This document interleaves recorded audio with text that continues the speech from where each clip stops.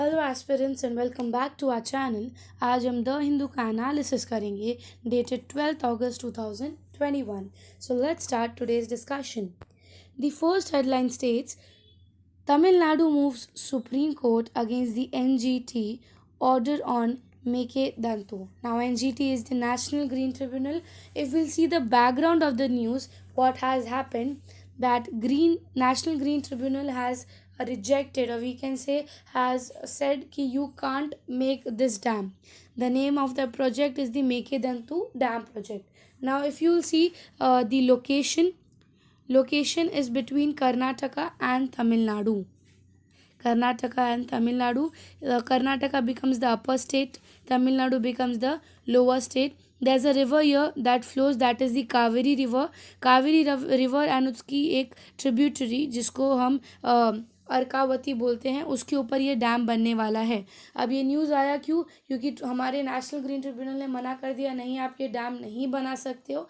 और कहीं ना कहीं स्टेट्स हैप्पी नहीं हैं इस डिसीजन से, क्योंकि स्टेट्स का ये मानना है कि आपने हमारा साइड या हमारा केस सुनने से पहले अपना डिसीजन हम पर प्लेस कर दिया। That's why they have went to Supreme Court stating कि we are not happy with the decision and they will look forward for the further decisions that Supreme Court makes. Now हमारे लिए important क्यों हो जाता है?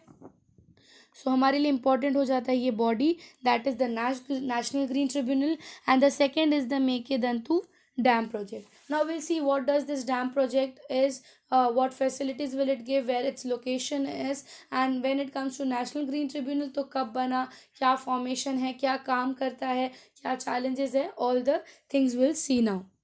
First, if we speak of Mekedantu Dam project, so Mekedantu Dam project, we can say is the meaning of this Mekedantu is the goat's lip. The meaning of Mekedantu is the goat's lip, and it has been situated, we can see the location is on the conflicts of Kaveri river and its tributary, that is Arkavati. ठीक है, Kaveri river और अर्कावती इसकी एक tributary, उसके ऊपर ये बन रहा है। ठीक है, लोकेशन भी इफ़ यू विल सी ये वही दिखाता है, this is the flow of Kaveri.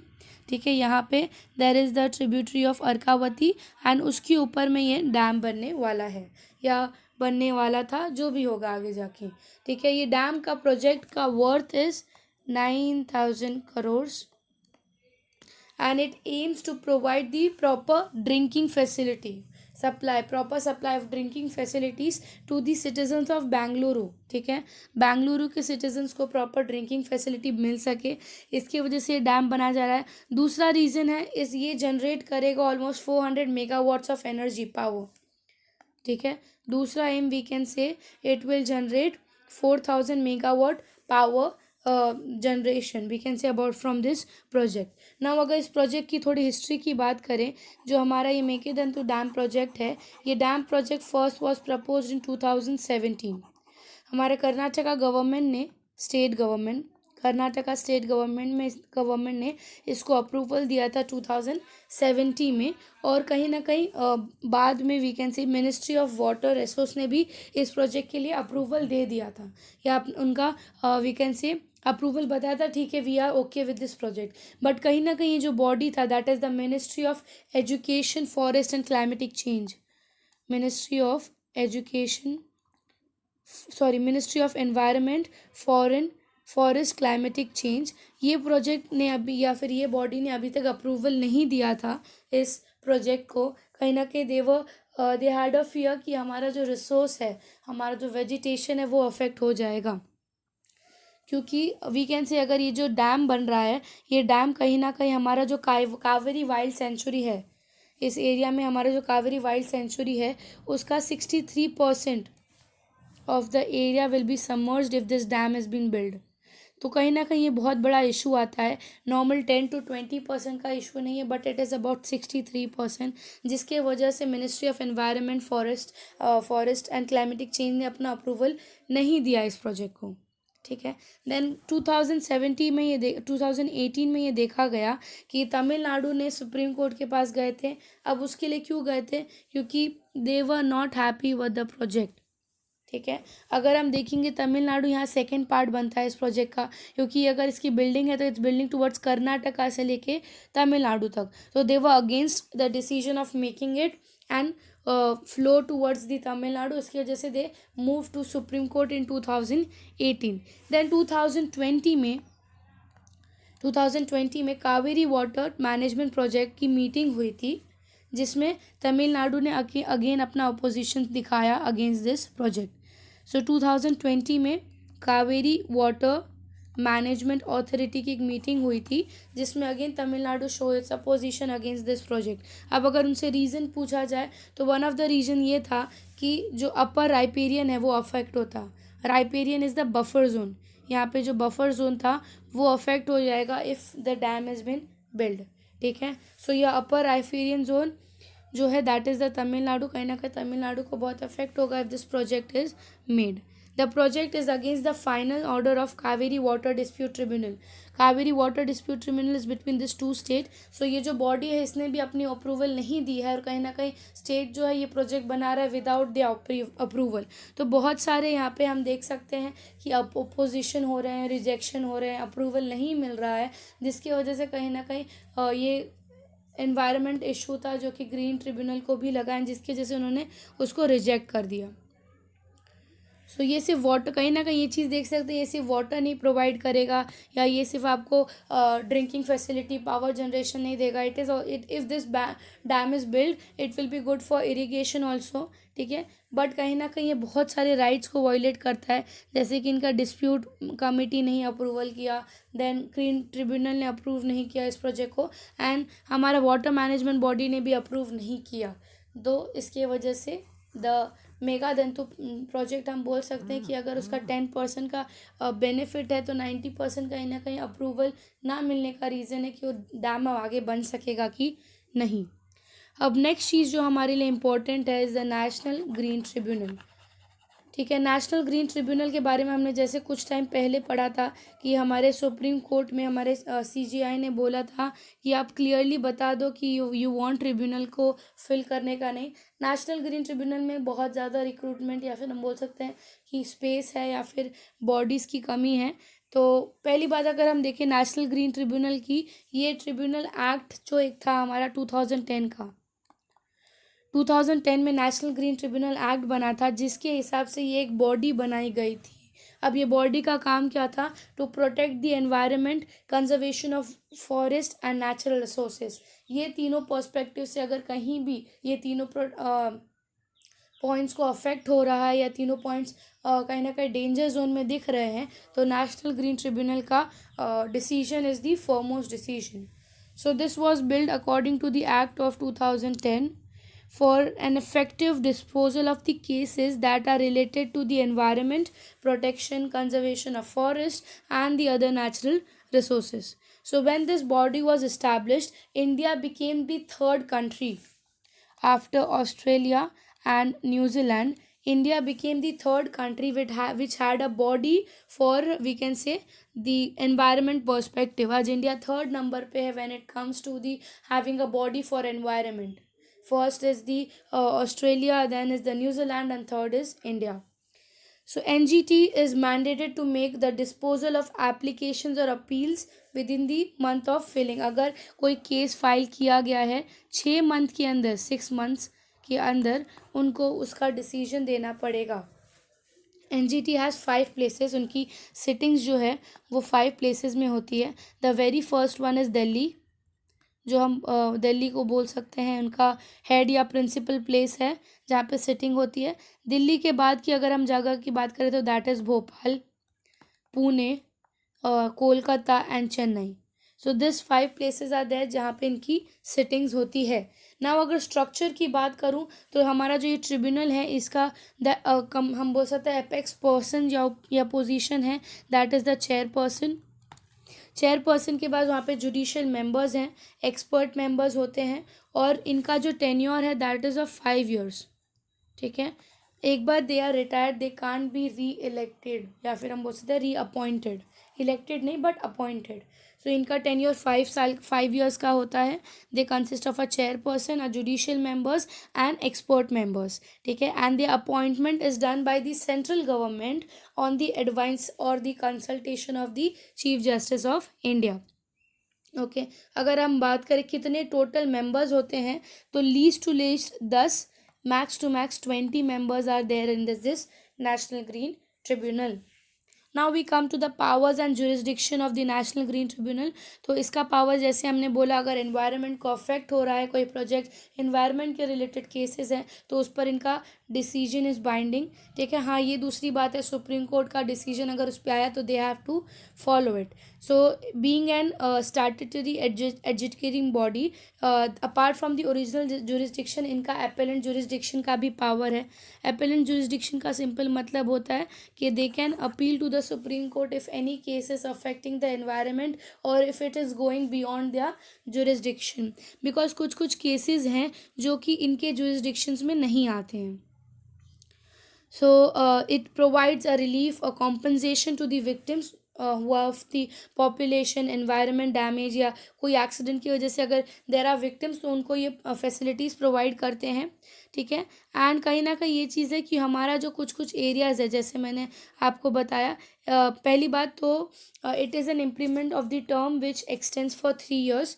को अगर कोई भी पेनल्टी लगी है किसी पर पे, तो इट एक्सटेंड्स टू 3 year. और अगर हम पेनल्टी की बात करें तो वो 10 करोड़ रुपीज़ तक का भी पेनल्टी हो सकता है. फाइन एंड इम्प्रीजमेंट दोनों आपको हो सकता है अगर उन्होंने आपके अगेंस्ट कोई केस या बॉडी या किसी भी ऑर्गेनाइजेशन के अगेंस्ट कोई केस सुनाया है.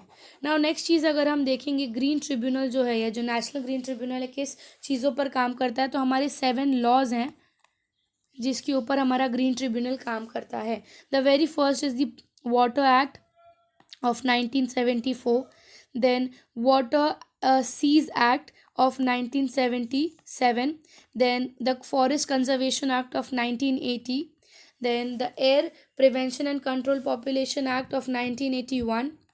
Next one, the Environment Act of 1986. Next is the Public Liability Insurance Act of 1991 and the Biological Diversity Act of 2002. तो ये ऐसे हमारे 7 लॉज हैं जिस पर हमारा नेशनल ग्रीन ट्रिब्यूनल काम करता है.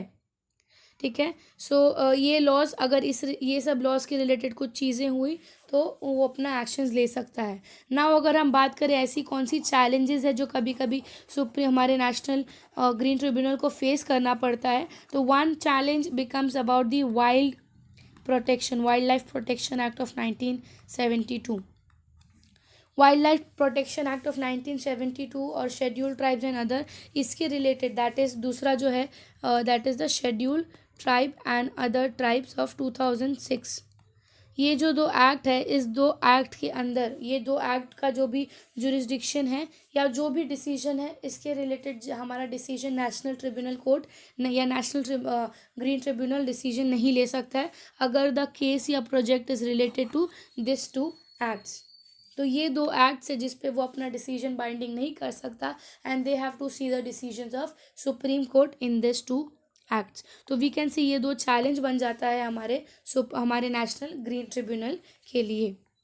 तो कहीं ना कहीं नेशनल ग्रीन ट्रिब्यूनल जब बना था वो बहुत ज़्यादा इफेक्टिवली काम किया. जैसे हम पॉस्को बोल सकते हैं 2020 का, देन हमारा Almitra Patel versus Union of India case 2012, then 2013 का हमारा उत्तराखंड फ्लड केस, 2015 का हमारे जो डीजल व्हीकल्स के केसेस थे एनसीआर दिल्ली में, ये सब रिलेटेड हमारे नेशनल ग्रीन ट्रिब्यूनल का एक्शन या काम बहुत एफिशिएंटली हुआ है. बट कहीं ना कहीं 20s और हम 21 में देख रहे हैं कि there is very much vacancy in the court, या फिर इस कोर्ट का डिसीजन उतने पावरली नहीं दिख रहे हैं. नाउ लेट्स सी आगे सुप्रीम कोर्ट क्या डिसीजन बोलता है related to this Mekedatu project and the powers of national green tribunal.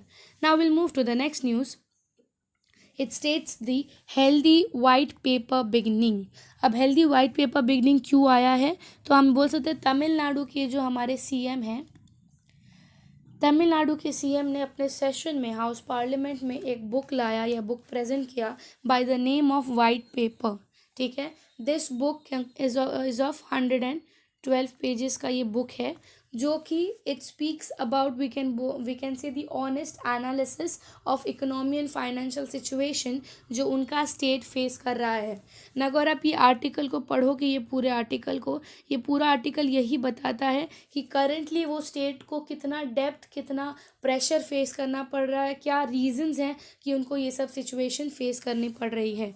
सबसे पहले अगर मैं बात करूँ तो ये जो हमारा पहला पैराग्राफ है, इट स्पीक्स कि अभी जो वो स्टेट हम बोल सकते हैं सिचुएशन देख रहा है, that situation is not good for the citizens. It is not good for citizens. Why it is not good for citizen? क्योंकि एनालिसिस के हिसाब से ये देखा जा रहा है, एक पर फैमिली का अगर हम टैक्सेशन देखें या जो एवरेज टैक्स आता है पर फैमिली की तरफ से, दैट इज़ 1 लाख।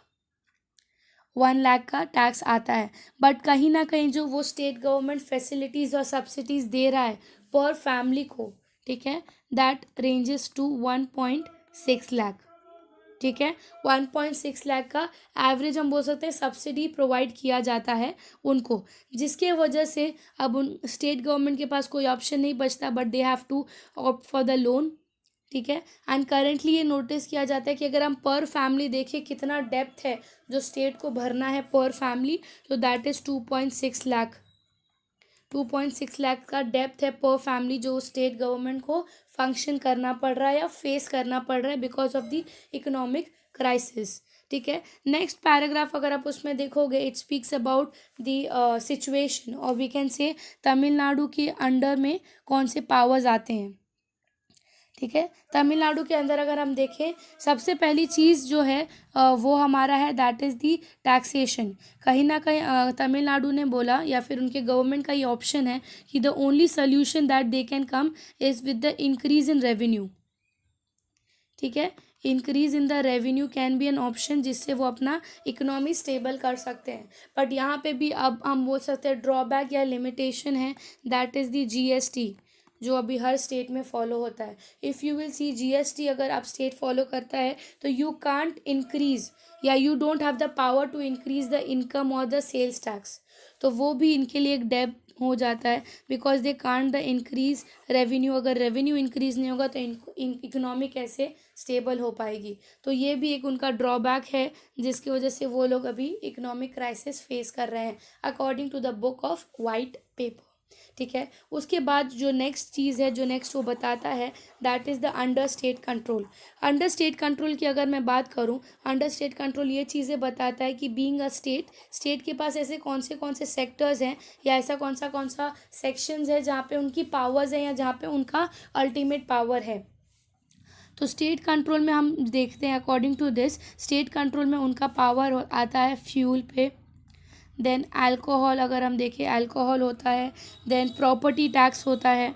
ठीक है, प्रॉपर्टी टैक्स होता है। ये सब कुछ ऐसी चीज़ें हैं जिस पे स्टेट का राइट पूरी तरह होता है या स्टेट का कंट्रोल होता है और जिस पे स्टेट अगर चाहे तो रेवेन्यू लगा सकता है या इंक्रीज़ कर सकता है। बट अब यहाँ पे भी इशू क्या आती है, सबसे पहले इशू है फ्यूल। फ्यूल की इशू क्यों है? पैंडमिक सिचुएशन की वजह से, या कहीं ना कहीं हमने देखा है लास्ट 2 to 3 ईयर्स में फ्यूल का प्राइस कितना ज़्यादा बढ़ चुका है। पर पर्सन अगर हम देखें, पर पर्सन को जो डेप्थ है due to this fuel is to 32 to 33 rupees increment in the price, that is also debt for a state only.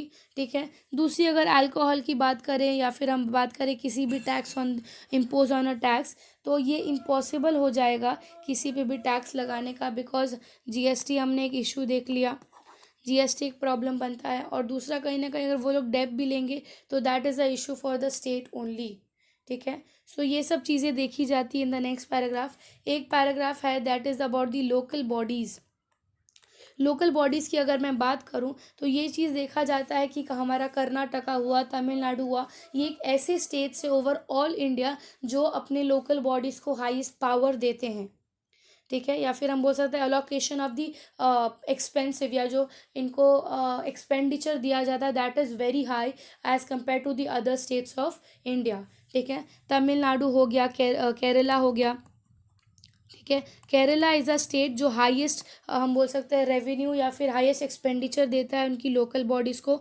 And second comes the Tamil Nadu. तो अभी इनको भी इतना हायर एक्सपेंडिचर देने की वजह से ये लोग का भी वी कैन से एफिशिएंसी बहुत बढ़ चुका है, इन विच दे यूज़ ऑल द एक्सपेंडिचर, तो that is also a depth for a state only. और लास्ट अगर हम देखेंगे जो इस पर हम बोल सकते हैं कि चेरी ऑन द केक का काम किया है, that is the covid situation. इतने सारे इश्यूज होने के बाद अब जब कोविड-19 सिचुएशन जब हम झेल रहे हैं ऑलमोस्ट 1.5-2 साल से, तो इस ये चीज़ ने हमारी उस स्टेट इकोनॉमी को और भी ख़राब कर दी है। तो ये वाइट एनालिसिस का जो बुक है, it only speaks about the current situation जो वो स्टेट फॉलो कर रहा है और क्या क्या रीजंस है। अगर स्टेट चाह भी रहा है तो वो चीज़ों से बाहर नहीं आ सकता, because of we can say the rules है, बिकॉज ऑफ द रेगुलेशन जो उनको स्टेट गवर्नमेंट की तरफ से फॉलो करनी पड़ रही है या फिर सेंट्रल गवर्नमेंट की तरफ से जो चीज़ें लागू हैं। So we'll move to the next news. Next news states the aim to make brand India strong, states Modi. ठीक है, स्टेट मोदी। अब इसके बारे में अगर हम बात करें, करेंटली हमारी पीएम मोदी की मीटिंग हुई थी, वी कैन से जो मीटिंग हुई थी या जिस कमेटी के साथ मीटिंग इनकी हुई थी, that was the industrial committee, जिसको हम बोलते हैं confederation of India's industry. If you will C annual session with confederation of India's industry, इसमें सारे बिजनेस टाइकून्स, इंडस्ट्रियलिस्ट ये सब आए थे, ठीक है, मीटिंग के लिए। एंड मीटिंग का कंक्लूडिंग पॉइंट हुआ क्या था कि under the scheme of Atmanirbhar Bharat, हमारा जो आत्मनिर्भर भारत है उसके अंडर में will try to make deals, या फिर हम अपनी इकोनॉमी को कितना स्ट्रॉन्ग बनाएं। हमारे पीएम का ये बोलना था कि कहीं ना कहीं अगर हमारा इकोनॉमी बहुत अच्छा वापस से स्पीड पकड़ चुका है, या हम बोल सकते हैं कि उसकी ग्रोथ वापस बढ़ चुकी है, तो कहीं ना कहीं आत्मनिर्भर भारत स्कीम को यूज़ करके हम उसको और एफिशिएंटली और ब्रांड क्यों नहीं बनाएं। ठीक है, अब इस आर्टिकल के हिसाब से मीटिंग हुआ, that is the one thing. दूसरी मीटिंग किस बॉडी में हुई है तो कॉन्फ्रेंस ऑफ इंडियन इंस्टीट्यूट की या कॉन्फ्रेंस ऑफ इंडियन इंडस्ट्री की मीटिंग हुई है।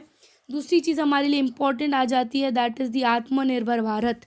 सो हमारे लिए ये स्कीम या आर्टिकल में हम क्या देखेंगे अबाउट द आत्मनिर्भर भारत है क्या, कौन से सेक्टर्स में काम करता है। Atmanirbhar Bharat is a road ahead, a map है जो कि 5 पिलर्स पे काम करता है for the self reliant India, या हम बोल सकते हैं सेल्फ इंडिपेंडेंट इंडिया। कौन सी? Economy, infrastructure, system, demography and demand.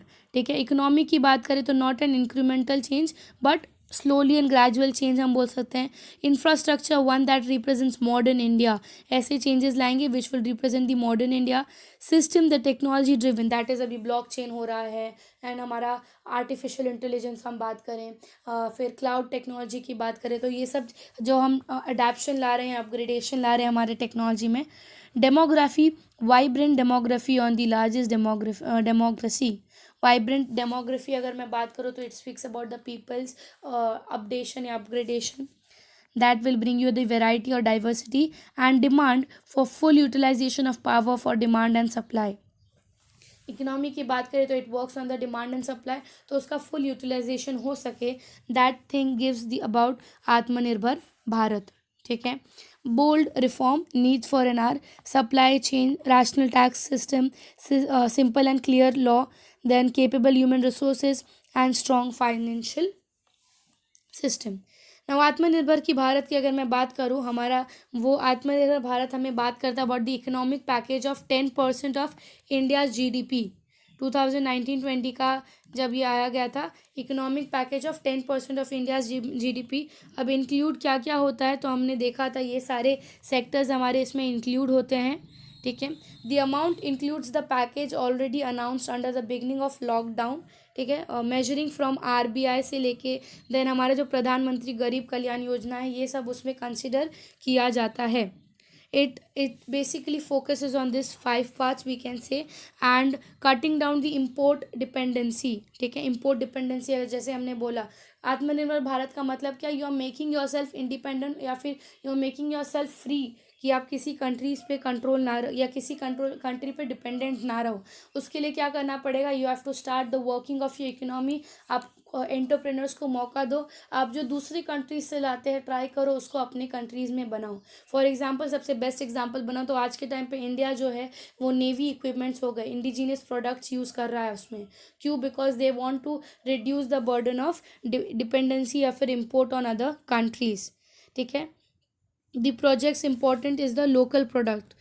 आत्मनिर्भर भारत के नाम से आप समझ सकते हो लोकल प्रोडक्ट्स पे ज़्यादा एम्फेसिस दिया है अंडर दिस प्रोजेक्ट। ये प्रोजेक्ट हमारा काम करेगा इकोनॉमी, इंफ्रास्ट्रक्चर, सिस्टम, डेमोक्रेसी और डिमांड पर। ठीक है। और कहीं ना कहीं it comes under the Make in India initiative.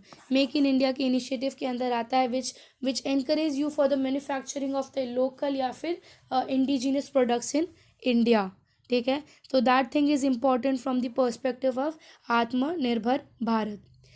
Now we'll move to the next news. The next news states Google rolls out the features for child safety.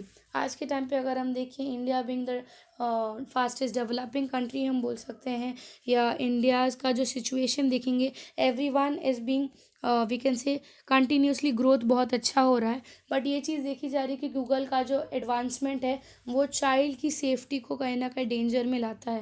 Because आज के टाइम पे गूगल एक ऐसी वेबसाइट है जहाँ पे आप कुछ भी स्क्रॉल कर सकते हो, सर्फ कर सकते हो। ठीक है। वहाँ पे आपको बार बार ये इन वार्निंग नहीं दिया जाता अबाउट कि it's like eligible for you to watch और नॉट। तो ये एक फीचर गूगल ने लाया है which will enable anyone under 18 or their parents to guardian to request the removal of their image from the Google image results। इससे क्या होगा कि इफ़ यू वांट, आपको पता है आपका बच्चा आपका फ़ोन यूज़ कर रहा है फॉर एजुकेशन पर्पज़ या फॉर एनीथिंग, आप अगर लगता है कि कुछ कुछ चीज़ें are not good for your child below the age of 18, आप उसको सीधा रिमूव कर सकते हैं। ठीक है। इससे अगर वो बच्चा चाहेगा भी तो भी वो उसको इमेजेस या उसके रिलेटेड चीज़ें नहीं मिल सकती। तो वो चीज़ कहीं ना कहीं एक सेफ गार्ड है जिसकी वजह से हम एज सेंसिटिव कैटेगरीज जो होते हैं उनको प्रोटेक्ट कर सकते हैं या फिर उनको ये सब चीज़ों से दूर रख सकते हैं। Because your age is not suitable to see some of the things that are provided on a website. तो it speaks about this feature only. ये चीज़ आप लोग को जानना ज़रूरी है। Now will move to the next news. It states Biden to host democracy summit in December. ठीक है। दिसंबर में हमारे जॉय बिडेन एक समिट करने वाले हैं। ठीक है। डेमोक्रेसी समिट उसको हम बोलते हैं या फिर उसका नाम इज़ डेमोक्रेसी समिट। और एक दूसरी उसकी मीटिंग ही नेक्स्ट ईयर होगी। सो यूएस जॉय बिडेन, हम बोल सकते हैं US president Joy Biden will have a virtual, ठीक है, it is a virtual meeting, will have a virtual summit for democracy. Theme is summit for democracy. It will be on 9th and 10th of December। 9th and 10th of December में होने वाला है, ऐसे हमारे white house से report आई है। ठीक है। इसकी जो इन्विटीज़ हैं that will include all the head of the states, सारे हेड स्टेट्स, फिर मेंबर्स ऑफ सिविल सोसाइटी हो गए, हमारे फिलैंथ्रोपिस्ट हो गए, हमारे प्राइवेट सेक्टर्स को रिप्रेजेंट करने वाले रिप्रेजेंटेटिव्स हो गए। ये सब इसके मेंबर्स या फिर इसके मेंबर्स बनेंगे ऑफ दिस समिट। अब ये क्या आपको अपॉर्चुनिटी देगा या इससे क्या बेनिफिट है? तो it will serve you an opportunity for the world leaders to listen one another for the citizen. अब अगर आप टॉपिक देखोगे क्या है, डेमोक्रेसी समिट। डेमोक्रेसी समिट में होगा क्या, it will be a summit जहाँ पे अभी नेशंस क्लियरली बताए नहीं है कि कौन से नेशंस मेंबर्स हैं, या वो लिस्ट अभी तक रिलीज़ नहीं किया कि कौन से कंट्रीज़ को रखेंगे। ये चीज़ बोलते हैं कि they will go with G20 members. ये चीज़ अज्यूम किया जा रहा है कि ये समिट के जो मेंबर्स होंगे that will be the G20 members. अभी तक लिस्ट हमें निकाल के ये रिलीज़ नहीं किया है, बट जहाँ तक बात करें तो ये क्या होगा, ये सारे मेंबर्स 1-to-1 कन्वर्जेशन होगा एक ग्रुप में, so that they can know कि उनकी डेमोक्रेसी को और कितना स्ट्रेंथन कर सकते हैं, उनकी डेमोक्रेसी को और कितना स्ट्रॉन्ग कर सकते हैं। So by this collaborative initiative या by this initiative of the US presidency या US president ने जो initiative लिया है, this will help to strong the democracy of one's country। और एक चीज़ जो आप लोग को एग्जाम पर्सपेक्टिव से इम्पॉर्टेंट है कि इसका थीम क्या है। सो इसका theme is defending the authority, second है is to fight corruption, and third is respect to human right. ये तीन थीम्स है about this meeting of democracy summit. So आपको याद क्या रखना है कि ये समिट कब होने वाला है। एक वर्चुअल समिट है। अगर स्टेट्समैन आ गए डायरेक्ट इसके बारे में, कौन करवा रहे हैं, यूएस प्रेसिडेंट करवा रहे हैं हमारे। इसकी 3 मोटिव्स क्या हैं, तो दिस आर द 3 मोटिव्स। अभी तक लिस्ट निकाला नहीं है उनका कौन कौन है, बट इट इज़ अज्यूम कि शायद G20 के मेंबर्स होंगे इस समिट में। सो ये न्यूज़ हमारे लिए उसलिए इम्पॉर्टेंट था। Now will move to the next news. Next news states center to soon be free from the untapped space in special economic zone. अब ये चीज़ क्या बोला जा रहा है, ये चीज़ बोला जा रहा है कि सेंटर ने ये चीज़ बोली गई है, या सेंटर ने ये रिपोर्ट बोला गया है कि स्पेशल इकोनॉमिक जोन में ये चीज़ देखा जाता है बहुत सारे ऐसे ज़मीन हैं जो विदाउट यूज़ के रखे हैं जस्ट बिकॉज वो स्पेशल इकोनॉमिक जोन में है, तो उसको और किसी पर्सपेक्टिव से यूज़ नहीं किया जा रहा अनटिल अनलेस वो हमारे इम्पोर्ट एक्सपोर्ट या इंडस्ट्री के रिलेटेड हो। तो अभी हमारे सेंट्रल गवर्नमेंट ने ये चीज़ बोला है कि हम लैंड्स को फ्री अप करेंगे फॉर दी अदर एक्टिविटीज़, ताकि वहाँ पे और कुछ इकोनॉमिक एक्टिविटीज़ हो सके। अगर ये लैंड की बात करें तो land is about 3000 crore worth ये लैंड है जो कि हमारे उस स्पेशल इकोनॉमिक जोन में आता है। अब ये न्यूज़ आर्टिकल हमारे लिए इम्पॉर्टेंट क्यों हो जाता है? It is important from the perspective of special economic zone होता क्या है, कौन से एरियाज़ को रखते हैं, या फिर हम क्यों रखते हैं इसको। तो will discuss in this news कि what is special economic zone. Special economic zone की अगर मैं बात करूं तो ये एक ऐसा जोन है या प्रो जोन है which is only limited to the export, then the investment and employment. ठीक है, एक्सपोर्ट, इम्पोर्ट, इन्वेस्टमेंट ये सब के रिलेटेड काम करता है। ये एक टेरिटरी होती है हर एक कंट्री की, हर एक स्टेट्स की, जो कि ड्यूटी फ्री होती है, हम बोल सकते हैं जिस पे कंसेशन होता है। ठीक है, ये क्यों होता है, कंसेशंस क्यों लगाए जाते हैं, ताकि आप इन्वेस्टमेंट और एम्प्लॉयमेंट को एनकरेज कर सको, इन्वेस्टमेंट और एम्प्लॉयमेंट को एनकरेज कर सको। इंडिया की स्पेशल इकोनॉमिक जोन की बात करें तो सबसे पहला जो हमारा एक्सपोर्ट प्रोसेसिंग जोन बना था वो 1965 में बना था, that was Kandla which is in Gujarat. तो ये हमारा सबसे पहला एक्सपोर्ट इकोनॉमिक जोन बनाया गया था हमारे इंडिया की बात करूँ तो। और इसकी जो स्ट्रक्चर थी, ये special processing economic processing zone की जो स्ट्रक्चर थी that was same to the structure of special economic zone. ठीक है, फिर हमारे स्पेशल इकोनॉमिक जोन का अगर मैं प्रॉपर बात करूँ तो 2000 में देन प्रॉपर हमारे इसमें आ गया कि we'll have under the foreign trade policy हम ऐसे स्ट्रक्चर्स बनाएंगे जिसको हम स्पेशल इकोनॉमिक जोन बोलेंगे। सो 2005 में हमारा स्पेशल इकोनॉमिक जोन का एक्ट पास किया गया था।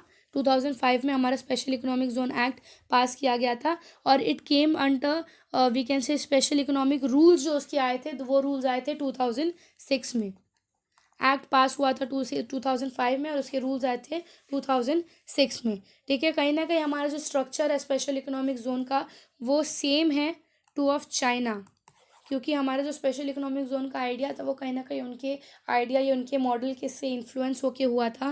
करंटली अगर मैं बात करूँ, currently there are 379 economic zones in India, जिसमें से 265 जोन्स जो है वो हमारे ऑपरेशनल है, जो यूज़ में आ रहे हैं। इस वो भी कौन से, अगर मैं स्टेट्स की बात करूं तो हमारा तमिलनाडु हो गया, तेलंगाना हो गया, कर्नाटका, आंध्र प्रदेश, महाराष्ट्र। हमारा सदर्न इंडिया है जो that is more towards the special economic zone, हमारा इकोनॉमिक जोन हम बोल सकते हैं इनको। सो 265 जो है, जो हमारा हम बोल सकते हैं दी ऑपरेशनल, दैट इज़ दी 64% हमारा जो ऑपरेशनल काम है वो यही किया जा रहा है, and that is also in the 5 states of India जो हमारा सदर्न साइड है। द बोर्ड ऑफ अप्रूवल अगर मैं बात करूं तो इसका जो किसी भी इकोनॉमिक जोन का अप्रूवल जो है that is under the ministry of commerce and industry. Special economic zone के रिलेटेड जितने भी होंगे डिसीजंस या जितने भी उनके रूल्स एंड रेगुलेशन होंगे वो हमारा सेक्रेटरी डिपार्टमेंट हेड करेगा which is under the ministry of commerce and industry. ठीक है, the Baba Kalyani led committee, जो एक कमेटी बनी गई थी under the constitute the ministry of commerce and industry, उन्होंने बोला था कि इंडिया को रिकमेंडेशन सबमिट करना पड़ेगा 2018 तक अगर उनको और कुछ सजेशंस है रिलेटेड टू दिस। और ऑब्जेक्टिव्स की अगर मैं बात करूँ कि what are the objectives of special economic zone, objective में सबसे पहला आता है to create an additional economic activity. Obviously economic zone है तो इकोनॉमिक एक्टिविटी के रिलेटेड बात करता है कि आप इकोनॉमिक एक्टिविटी के लिए और जोन्स बना सको to boost the exports of the goods and services, obviously exports पे ध्यान दिया जाए। Then domestic and foreign investment भी हुआ जाए हो इसके अंदर, डोमेस्टिक एंड फॉरेन इन्वेस्टमेंट हो under this provisions of special economic zone, और इंफ्रास्ट्रक्चर फैसिलिटीज़ भी बनना चाहिए। सो ये कुछ ऑब्जेक्टिव्स हैं उसके स्पेशल इकोनॉमिक जोन के। चैलेंजेस की मैं बात करूँ तो चैलेंजेस कहीं ना कहीं ये पैंडमिक सिचुएशन एक चैलेंज बन चुका है हमारे कुछ स्पेशल, जैसे दिल्ली मुंबई कॉरिडोर हो गए, देन हमारे कोस्टल इकोनॉमिक जोन्स हो गए, देन हमारे मैन्युफैक्चरिंग जोन्स हो गए, फूड पार्क एंड टेक्सटाइल जो जोन्स हो गए, ये सब कुछ चैलेंजेस बनता है हमारे स्पेशल इकोनॉमिक जोन में। ठीक है, सो ये सब कुछ चीज़ें इंपॉर्टेंट है when it comes to special economic zone. So I hope so आपको आज का न्यूज़ क्लियरली समझा होगा, and if you like the video do like and subscribe the channel. Thank you so much.